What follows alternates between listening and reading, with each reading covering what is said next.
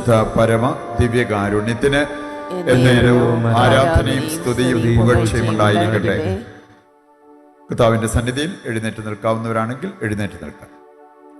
ലോകത്തിന്റെ നാനാഭാഗങ്ങളിലായിരിക്കും നമ്മൾ ഒരു കൂട്ടായ്മയിൽ ഒരുമിച്ച് കൂടുന്ന സമയം, ദൈവത്തിൻ്റെ കരുണയ്ക്കായി പ്രാർത്ഥിക്കുന്ന സമയം, ദൈവകരുണയെക്കുറിച്ച് ധ്യാനിക്കുന്ന സമയം. ഇതിൻ്റെ സൽഫലം ലോകം മുഴുവനും ഉണ്ടാകുവാനായിട്ട് നമുക്ക് പ്രാർത്ഥിക്കാം. നമ്മൾ ഓരോരുത്തരും ദൈവത്തിൻ്റെ കരുണയ്ക്ക് അർഹരാകുവാൻ, നമ്മുടെ പാപങ്ങൾക്കും ഉപരിയായി നമ്മോട് കരുണ കാണിക്കുന്ന ദൈവത്തെ അറിഞ്ഞ് സ്നേഹിച്ച് ആ ദൈവത്തിൻ്റെ കരങ്ങളിൽ വസിക്കുവാൻ നമ്മെ സഹായിക്കണമെന്ന് പ്രാർത്ഥിക്കാം. ദിവ്യകാരുണ്യനാഥൻ നമ്മുടെ മുമ്പിൽ എഴുന്നള്ളിയിരിക്കുന്ന ഈ സമയം ദൈവാനുഗ്രഹത്തിൻ്റെ സമയമാണ്, ദൈവകരുണയുടെ സമയമാണ്. കർത്താവ് നമ്മുടെ എല്ലാ അവസ്ഥകളിലേക്കും ആവശ്യങ്ങളിലേക്കും ഇറങ്ങി പ്രവർത്തിക്കുന്ന സമയം. നമുക്ക് ആ ബോധ്യത്തോടെ അല്പസമയം ദിവ്യകാരുണ്യത്തെ സ്തുതിക്കുകയും ആരാധിക്കുകയും ചെയ്യാം. യേശുവേ നന്ദി, ഹല്ലേലൂയ, ഹല്ലേലൂയ. കർത്താവേ, ഞങ്ങൾക്ക് വേണ്ടി ഈ അൾത്താരയിൽ അങ്ങ് എഴുന്നള്ളിയിരിക്കുന്ന ഈ സമയം ഞങ്ങൾ അങ്ങേ ആരാധിക്കുന്നു, ഞങ്ങൾ അങ്ങേ സ്തുതിക്കുന്നു. കർത്താവേ, അങ്ങയുടെ നാമം ഞങ്ങൾ വിളിക്കുന്നു, ആ നാമം ഞങ്ങൾ ഉയർത്തി പ്രാർത്ഥിക്കുന്നു. അവിടുത്തെ നാമം അത്ഭുത നാമമാണ്. ഈ നാമത്തിലാണ് ഇന്നും അത്ഭുതങ്ങൾ, അടയാളങ്ങൾ സംഭവിക്കുന്നത്. ഞങ്ങൾക്ക് വേണ്ടതെല്ലാം നൽകുവാൻ തിരുവുള്ളമാകണമെന്ന് ഞങ്ങൾ പ്രാർത്ഥിക്കുന്നു. Hallelujah, hallelujah, hallelujah, hallelujah, hallelujah. യേശുവേ നന്ദി, യേശുവേ സ്തുതി. ഈ മണിക്കൂറിൻ്റെ എല്ലാ അനുഗ്രഹങ്ങളും വിശ്വാസത്തോടെ ഹൃദയത്തിലേക്ക്, കുടുംബത്തിലേക്ക് ഏറ്റെടുത്ത് നമുക്ക് പ്രാർത്ഥിക്കാം. ഈശോയുടെ തിരുഹൃദയത്തിൽ നിന്ന് ഞങ്ങൾക്ക് കാരുണ്യ സ്രോതസ്സായി ഒഴുകിയിറങ്ങിയ തിരുരക്തമേ, തിരുജലമേ, ഞങ്ങൾ ശരണപ്പെടുന്നു. ഈശോയുടെ തിരുഹൃദയത്തിൽ നിന്ന് ഞങ്ങൾക്ക് കാരുണ്യ സ്രോതസ്സായി ഒഴുകിയിറങ്ങിയ തിരുരക്തമേ, തിരുജലമേ, ഞങ്ങൾ ശരണപ്പെടുന്നു. ഈശോയുടെ തിരുഹൃദയത്തിൽ നിന്ന് ഞങ്ങൾക്ക് കാരുണ്യ സ്രോതസ്സായി ഒഴുകിയിറങ്ങിയ തിരുരക്തമേ, തിരുജലമേ, ഞങ്ങൾ ശരണപ്പെടുന്നു. ദൈവത്തിൻ്റെ കരുണയെക്കുറിച്ച് വചന വെളിച്ചത്തിൽ ധ്യാനിക്കാം. ഏതാനും ചില കാര്യങ്ങൾ നമ്മൾ മനസ്സിലാക്കിയിരിക്കുന്നത് നല്ലതാണ്. കരുണയ്ക്ക് വേണ്ടി പ്രാർത്ഥിക്കുമ്പോൾ ആ കരുണ നമ്മുടെ ജീവിതത്തിലേക്ക് എത്തണം. നമുക്കറിയാലോ, നമ്മളൊരു കൃഷി ഇറക്കിയാൽ അതിൽ നിന്നും ഒരു നല്ല വിളവ് കിട്ടണം എന്നാഗ്രഹിക്കുന്നവരാണ് നമ്മൾ. അപ്പം അതിനാവശ്യമായ രീതിയിലൊക്കെ വിളവിറക്കാനായിട്ട് നമ്മൾ പ്രത്യേകം ശ്രദ്ധിക്കും. നമ്മളൊരു ബിസിനസ് തുടങ്ങിയാൽ അതിനകത്ത് വിജയമുണ്ടാകണം, അതിൽ നിന്ന് നമുക്ക് വരുമാനമുണ്ടാകണം എന്നാഗ്രഹിക്കുന്നവരാണ്. അതിനു വേണ്ടി നമ്മൾ പല കാര്യങ്ങളും ശ്രദ്ധിക്കും. ഇനി നമ്മൾ ശ്രദ്ധിക്കേണ്ട കാര്യങ്ങൾ അത് ശ്രദ്ധിക്കാതെ കണ്ട് നമുക്കൊരു പരാജയം സംഭവിച്ചു കഴിഞ്ഞാൽ നമ്മളാണ് അതിന് ഉത്തരവാദി. വിശുദ്ധ അൽഫോൻസസ് ലിഗോരി നല്ല പ്രഗത്ഭനായ ഒരു അഡ്വക്കേറ്റായിരുന്നു, വക്കീല്. പ്രമാദമായ പല കേസും എടുത്ത് ഇഷ്ടം പോലെ പണമുണ്ടാക്കിയിരുന്ന വ്യക്തി. പക്ഷെ ഒരു കേസ് വാദിച്ച് ആ കേസ് അതിൽ പുള്ളി പരാജയപ്പെട്ടു. അതിനുശേഷം പിന്നെ അങ്ങനെ കേസ് വാദിക്കാൻ വേണ്ടി പോയിട്ടില്ല. അദ്ദേഹം പറഞ്ഞൊരു കാര്യം എനിക്കൊരിക്കലും മനസ്സിലാകുന്നില്ല. ഒരു വക്കീലെന്ന നിലയ്ക്ക് ഇതിനു മുമ്പ് പല കേസ് വാദിച്ച് ജയിച്ചിട്ടുള്ളതാണ്. കാരണം അവിടെ പ്രധാനപ്പെട്ട കാര്യങ്ങൾ ശ്രദ്ധിക്കണം എന്നുള്ളത് എനിക്കറിയാം. അതിനൊക്കെ ശ്രദ്ധ കൊടുത്ത് വാദിച്ച ഞാൻ എന്തുകൊണ്ട് ഈ ഒരു കാര്യം ശ്രദ്ധിക്കാതെ പോയി? ആള് പ്രഗത്ഭനായിരുന്നെങ്കിലും ഒരു പോയിന്റ് മിസ്സായതാണ്, അത് ശ്രദ്ധിക്കാതെ പോയതാണ് ആ കേസിൽ പരാജയം സംഭവിക്കാൻ കാരണം. പക്ഷെ അദ്ദേഹത്തെ ദൈവം ഒരു പ്രത്യേകമായ രീതിയിൽ നന്മയിലേക്ക് നയിക്കാൻ വേണ്ടി ആയിരുന്നു എന്നുള്ളത് പിന്നീട് അദ്ദേഹത്തിന് മനസ്സിലായി, ലോകത്തിന് മനസ്സിലായി. അത് പറയാൻ കാരണം കരുണയ്ക്ക് വേണ്ടി പ്രാർത്ഥിക്കുമ്പോഴാണേലും ആ കരുണ പ്രാപിക്കാവുന്ന ഒരു അവസ്ഥയിലേക്ക് നമ്മുടെ ജീവിതത്തെ കൊണ്ടുവരണം. കരുണയ്ക്ക് വേണ്ടി നമ്മൾ പ്രാർത്ഥിക്കുമ്പോൾ ദൈവം നമ്മളോട് കരുണ കാണിക്കേണ്ടതിന് ആവശ്യമായ കാര്യങ്ങൾ നമ്മുടെ ജീവിതത്തിലേക്ക് ഏറ്റെടുക്കണം, തിരുത്തേണ്ടത് തിരുത്തണം. അങ്ങനെ നമ്മൾ പ്രാർത്ഥിക്കുമ്പോൾ ദൈവത്തിൻ്റെ കരുണ നമ്മുടെ മേൽ വന്നു നിറയും. നമുക്കറിയാലോ, നമ്മൾ ആരുടെയും പ്രശ്നത്തിൻ്റെ വലിപ്പത്തെക്കാൾ നമ്മുടെ ദൈവത്തിൻ്റെ വലിപ്പം ഉയർന്നു നിൽക്കും. നമ്മൾ ആര് എന്തെല്ലാം പാപം ചെയ്തിട്ടുണ്ടെങ്കിലും ആ പാപത്തിൻ്റെ വലിപ്പത്തേക്കാൾ ദൈവത്തിൻ്റെ കരുണ ഉയർന്നു നിൽക്കും. അപ്പം അതുകൊണ്ട് തന്നെ നമ്മളാരും നിരാശപ്പെടുവോ അങ്ങനെയുള്ള ഒരവസ്ഥയിലേക്കൊന്നും നമ്മൾ പോകേണ്ട കാര്യമില്ല. ദൈവകരുണയ്ക്ക് നമുക്ക് അർഹതയുണ്ട്. ആ കരുണ നമ്മുടെ മേൽ വർഷിക്കപ്പെടും.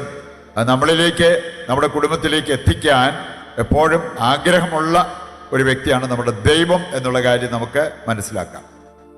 ഈ കരുണ നമ്മുടെ ജീവിതത്തിലേക്ക് ഒഴുകി വരുന്നതിന് നമുക്ക് ശ്രദ്ധിക്കാവുന്ന ചില കാര്യങ്ങൾ, ദൈവം ചില വ്യവസ്ഥകൾ പോലെ വെച്ചിരിക്കുന്ന ഏതാനും ചില കാര്യങ്ങൾ വചനത്തിൽ നിന്ന് നമ്മൾ മനസ്സിലാക്കിയിരിക്കുന്ന നല്ലതാണ്.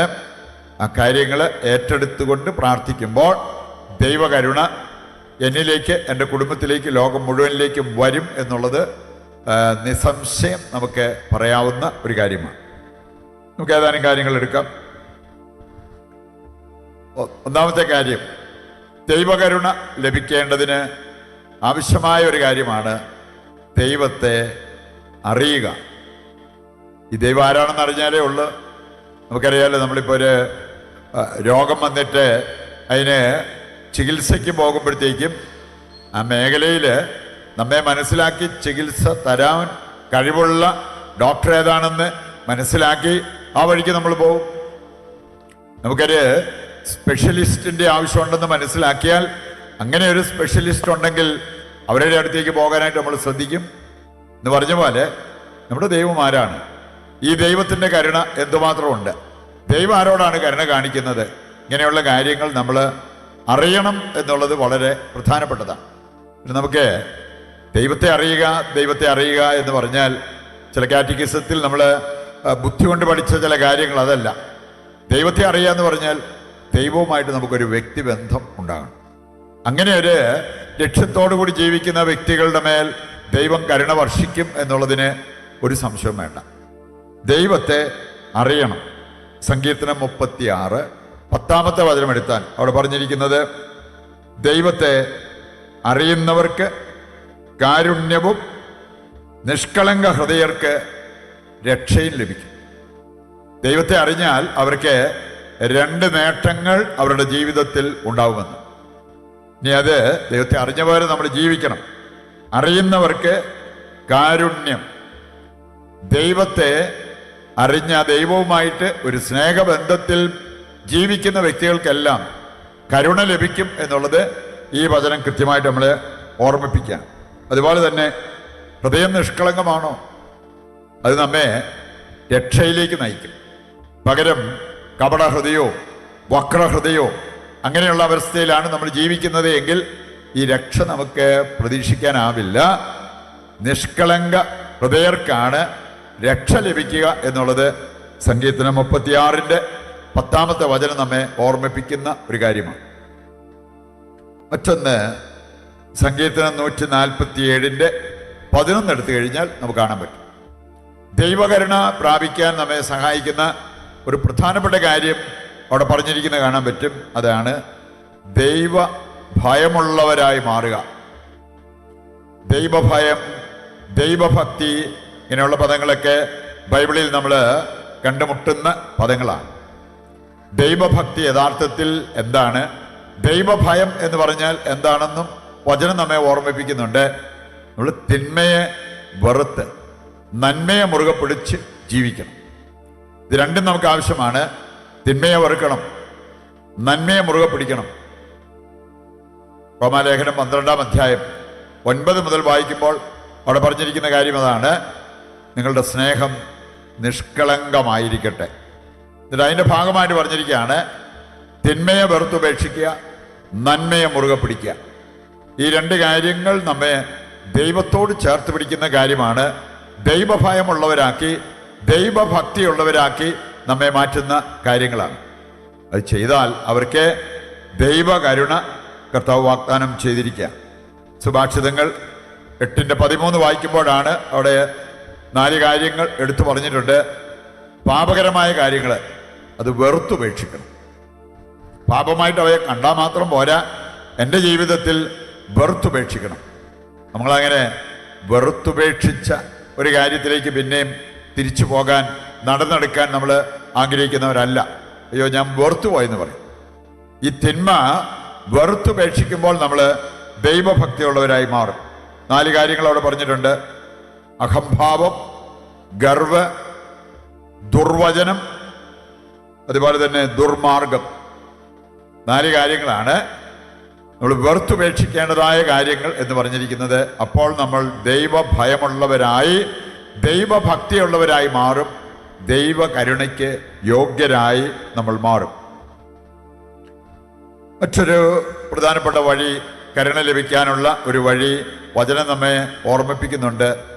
വിശ്വസ്തരായിട്ട് ജീവിക്കുക, വിശ്വസ്തത പുലർത്തുക. നമുക്ക് ആ ഒരു വിശ്വസ്തതയുടെ മുദ്ര നമ്മുടെ നെഞ്ചിൽ ഉണ്ടാകണം.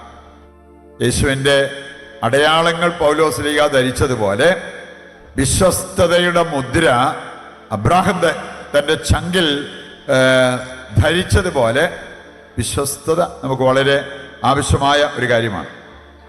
സങ്കീർത്തനം 85 10-ാമത്തെ വചനം വായിച്ചാൽ കരുണയും വിശ്വസ്തതയും അത് ആശ്ലേഷിക്കുന്ന 2 കാര്യങ്ങളാണ്. പരസ്പരം ആശ്ലേഷിക്കുന്ന കാര്യങ്ങൾ, കരുണയും വിശ്വസ്തതയും. അതുകൊണ്ട് തന്നെ നമുക്ക് വിശ്വസ്തത നമ്മുടെ ജീവിതത്തിൻ്റെ ഭാഗമാക്കി മാറ്റിക്കഴിയുമ്പോൾ ദൈവകരുണയ്ക്കുള്ള അർഹത അതിലൂടെ നമുക്ക് ലഭിക്കുന്നു എന്നുള്ളത് മനസ്സിലാക്കാൻ എളുപ്പമാണ്. സങ്കീർത്തനം 18:25 മുതൽ വായിക്കുമ്പോൾ ദൈവം പറഞ്ഞിരിക്കുന്ന ഒരു കാര്യം, വിശ്വസ്തനോട് ഞാനും വിശ്വസ്തത കാണിക്കും. അവിശ്വസ്തരായി ജീവിക്കുന്നവർക്ക് അത് പ്രതീക്ഷിക്കാൻ പറ്റില്ല. ദൈവം നമ്മോട് വിശ്വസ്തത കാട്ടി നമ്മെ അംഗീകരിച്ച് ജീവിക്കണമെന്നുണ്ടെങ്കിൽ നമ്മൾ വിശ്വസ്തത ദൈവത്തോട് കാണിക്കാനും ദൈവനാമത്തിൽ മറ്റുള്ളവരോട് വിശ്വസ്തരായിട്ട് ജീവിക്കാൻ നമുക്ക് സാധിക്കണം എന്ന്. 50-ാമത്തെ സങ്കീർത്തനം 15-ാമത്തെ വചനവും സങ്കീർത്തനം 86:5 ഈ 2 വചനഭാഗങ്ങളും ഒരുപാട് നമ്മളെ ഓർമ്മിപ്പിക്കുന്ന ഒരു കാര്യം, കരുണ ലഭിക്കാൻ ആഗ്രഹിക്കുന്നവർ ചെയ്യേണ്ട ഒരു കാര്യം, കരുണയ്ക്ക് വേണ്ടി ദൈവത്തെ വിളിച്ചപേക്ഷിക്കണം. വെറുതെ ഇരുന്ന് കിട്ടട്ടെ എന്നുള്ള ആ മനോഭാവത്തിൽ പോയാൽ നമുക്കുണ്ടാകണമെന്നില്ല. നമ്മൾ പ്രാർത്ഥനയിൽ ജ്വലനമുള്ളവരായി മാറണം. ശുശ്രൂഷയ ജ്വലനത്തോടുകൂടി ചെയ്യണം. അങ്ങനെയുള്ളവരൊന്ന് വിളിച്ചാൽ ആ വിളി ദൈവം കേട്ടിരിക്കും. നമുക്ക് കാണാൻ സാധിക്കും. പുറപ്പാട് പുസ്തകം അതിൻ്റെ 7-ാം അധ്യായത്തിൻ്റെ 6-ാമത്തെ വചനം വായിച്ചാൽ മോശ, അഹറോൻ ഇവർ കർത്താവ് പറഞ്ഞ കാര്യങ്ങളെ അക്ഷരാർത്ഥത്തിൽ അവരനുസരിച്ചു. അതുകൊണ്ട് തന്നെ 8-ാം അധ്യായത്തിൻ്റെ 13-ാമത്തെ വചനത്തിലേക്ക് വരുമ്പോഴോ മോശ ദൈവത്തോട് ആവശ്യപ്പെട്ട കാര്യം ദൈവം അതുപോലെ പ്രവർത്തിച്ചു. നമ്മൾ ഈ വിളിച്ചപേക്ഷിക്കുക എന്ന് പറഞ്ഞാൽ കുറെ ഒച്ചത്തിൽ കർത്താവിനെ വിളിച്ചാൽ പോരാ. നമ്മുടെ ജീവിതം അതുപോലെ ആകണം. ദൈവത്തെ വിളിച്ചപേക്ഷിക്കുന്ന ഒരു ജീവിതം, ദൈവം പറയുന്നത് അനുസരിക്കുന്ന ഒരു ജീവിതം. അങ്ങനെയുള്ളവരെ വിളിച്ചാൽ ദൈവം വിളി കേൾക്കും. കരുണയ്ക്ക് വേണ്ടി പ്രാർത്ഥിച്ചാൽ കരുണ ലഭിക്കും. നമ്മുടെ പ്രത്യേക പ്രാർത്ഥനാ നിയോഗം ഈ അൾത്താരയിൽ സമർപ്പിക്കാം. ദൈവം നമ്മുടെ മേലും നമ്മുടെ കുടുംബത്തിൻ്റെ മേലും കരുണ വർഷിക്കപ്പെടുവാൻ നമുക്ക് പ്രാർത്ഥിക്കാം. നമ്മുടെ പ്രാർത്ഥനകൾ ചോദിച്ചിട്ടുള്ളവരെല്ലാം ഓർക്കാം. അവരുടെ എല്ലാ നിയോഗങ്ങളും കർത്താവ് നിറവേറ്റി കൊടുക്കുവാൻ നമുക്ക് പ്രാർത്ഥിക്കാം. നമ്മുടെ എല്ലാ ആവശ്യങ്ങളെയും സ്വർഗത്തിലേക്ക് ഉയർത്തിക്കൊണ്ട് താഴ്ന്ന സ്ഥലത്തിൽ കർത്താവിനെ സ്തുതിച്ച് ദിവ്യകാരുണ്യത്തിൻ്റെ ആശീർവാദവും സ്വീകരിക്കാം. യേശുവേ നന്ദി, ഹല്ലേലൂയ, ഹല്ലേലൂയ. കർത്താവേ ഞങ്ങളെ അനുഗ്രഹിക്കണമേ. കർത്താവേ ഞങ്ങളുടെ കുടുംബത്തെ അനുഗ്രഹിക്കണമേ. കാരിസഭനെ അനുഗ്രഹിക്കണമേ. തിരുസഭയെ അനുഗ്രഹിക്കണമേ. ലോകം മുഴുവനെയും അനുഗ്രഹിക്കണമേ. Hallelujah, hallelujah, hallelujah. ഞങ്ങളെ കരുണാപൂർവ്വം കടാക്ഷിക്കണമേ. ആരാധന, ആരാധന. ആരാധന, ആരാധന, ആരാധന യേശുനാഥ.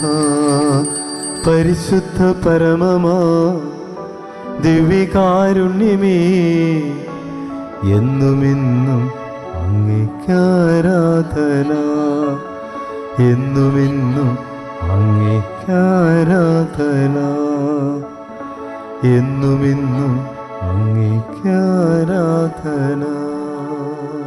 നന്മ നിറഞ്ഞ മറിയമേ സ്വസ്തി, കർത്താവ് അങ്ങയുടെ കൂടെ സ്ത്രീകളിൽ അങ്ങ് അനുഗ്രഹിക്കപ്പെട്ടവളാകുന്നു. അങ്ങയുടെ ഉദരത്തിൻ ഫലമായി ഈശോ അനുഗ്രഹിക്കപ്പെട്ടവനാകുന്നു. പരിശുദ്ധ മറിയമേ ഭാവികളായ ഞങ്ങൾക്ക് വേണ്ടി ഇപ്പോൾ ഞങ്ങളുടെ മരണസമയത്ത് തമ്പുരാനോട് അപേക്ഷിച്ചുകൊള്ളണമേ. ആമേൻ. ഞങ്ങളുടെ സഹായമായ പരിശുദ്ധ മറിയമേ, ഞങ്ങൾക്ക് വേണ്ടി അപേക്ഷിക്കണമേ. വിശുദ്ധ ഫൗസ്റ്റീനായേ, ഞങ്ങൾക്ക് വേണ്ടി അപേക്ഷിക്കണമേ. ഈശോമിശിഹായ്ക്ക് സ്തുതിയായിരിക്കും. ഇപ്പോൾ സ്തുതി ഉണ്ടായിരിക്കട്ടെ.